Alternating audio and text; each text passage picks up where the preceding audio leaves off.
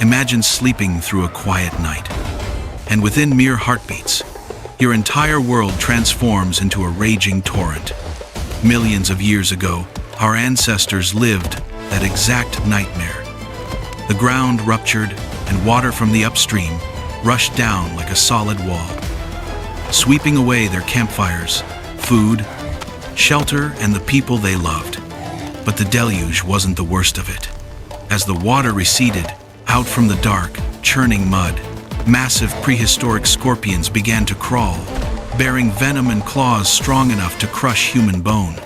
Trapped between collapsing earth, starvation, freezing cold, and monsters hiding beneath the mud, humanity had no choice but to learn how to fight and survive right there on the freshly devastated land. In this video, you will see how our ancestors climbed to rocky outcrops to survive the flood, utilizing fallen trees, mud, larvae, and crude traps to confront the colossal scorpions and claw back the right to live another day. If you want to know how humanity escaped this double nightmare of flash flood plus monster attack, keep watching the video. Don't forget to subscribe, hit like, and leave a comment to encourage me to continue making more episodes.